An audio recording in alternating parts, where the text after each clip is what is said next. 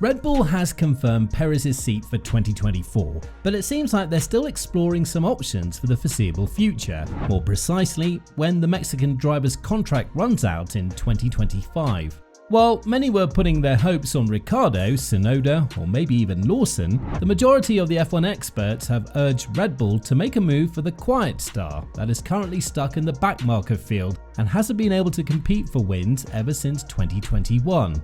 With how Audi has put its preferences on other drivers, and with where the current performance of the Alfa Romeo stands, is there a real possibility we're going to see Bottas in Red Bull after Marco's latest statement? It goes without saying that we've entered into a heavily dominated Red Bull era, one that we don't know when it's going to end after all of the warnings that have been sent our way from Pat Simmons regarding the 2026 regulations not shaking up the grid as much as we'd hoped for.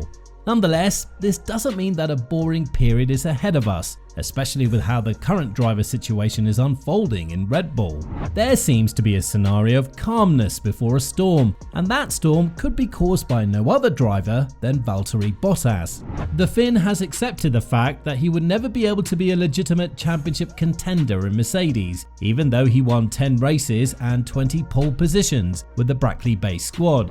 And that's exactly the role that he might be looking to come back to again, but in Mercedes' fiercest rivals, Red Bull. Verstappen has won 17 out of the 20 races this season, and to believe that something drastically will change in the next couple of months is truly too optimistic of a view. But to believe that Perez won't be able to hold on to the second seat in the Drivers' Championship, especially with how McLaren has picked up the pace, is definitely a realistic outcome of the 2024 season.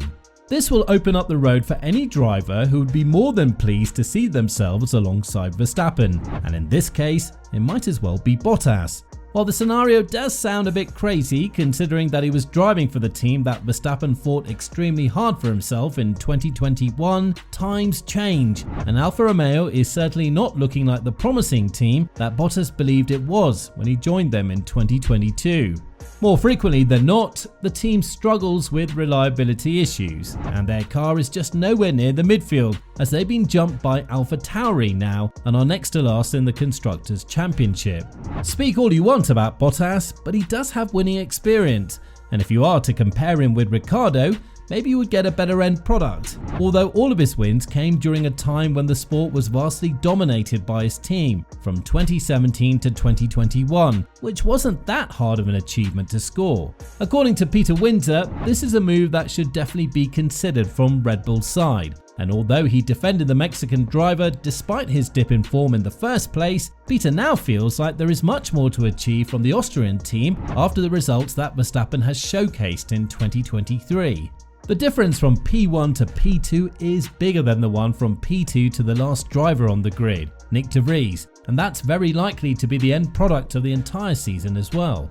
So with how Perez has kept the entire season so close for second place in the Drivers' Championship, there is no doubt that Red Bull would want this issue sorted out as soon as possible, as 2024 might not be that smooth of a walk in the park if we're to judge from all the upgrades that have been done by their rivals in the current season.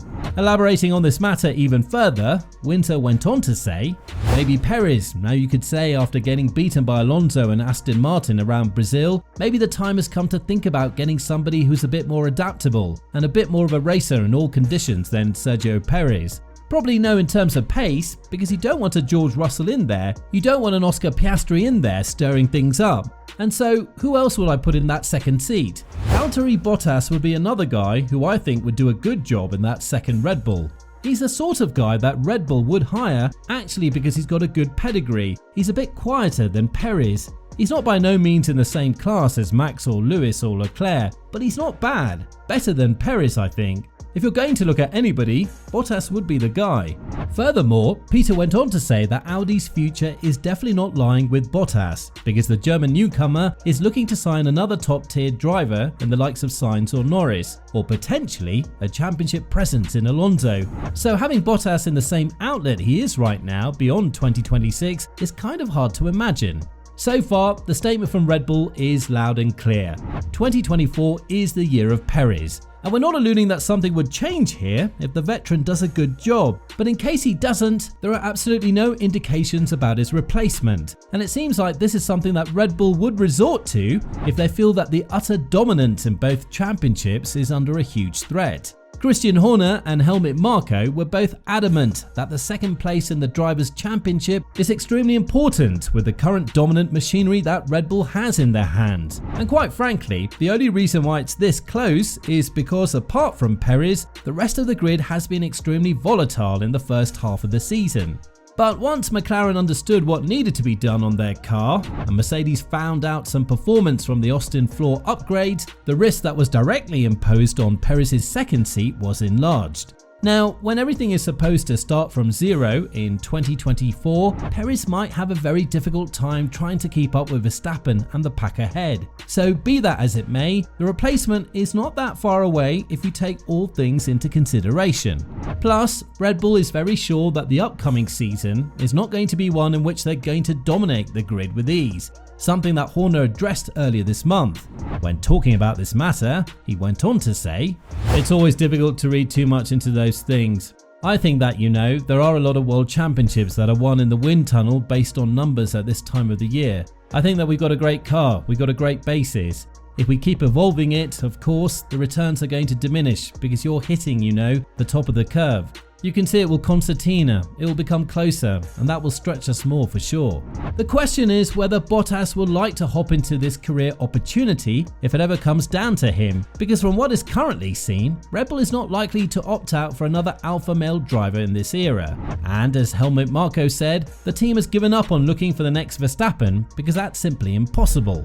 What he did say though is that the Austrian team will be looking for yet another race winner, which is exactly Bottas, who has never failed to be the number 2 guy behind Hamilton when the 7-time world champion wasn't at his best during the race weekend. Red Bull's fall is coming sometime in the future, and while the majority of the sports fans hopes it will be sooner rather than later, because it would provide a lot more competition up front, there is no guarantee when we're going to see this actually happening. Nonetheless, the team wants to protect itself with another strong driver in the number 2 seat, one that will not challenge Verstappen for the wins, but will always be there to finish second, and will always make sure that the team optimizes its points on the racing weekend. Unlike Bottas, Sergio has turned out to be quite the liability in the 2023 season, especially because there's always something wrong with his qualifying sessions, missing out on 5 straight Q3 appearances after the Miami humiliation, and making the podium only once in Austria in this 5-race span.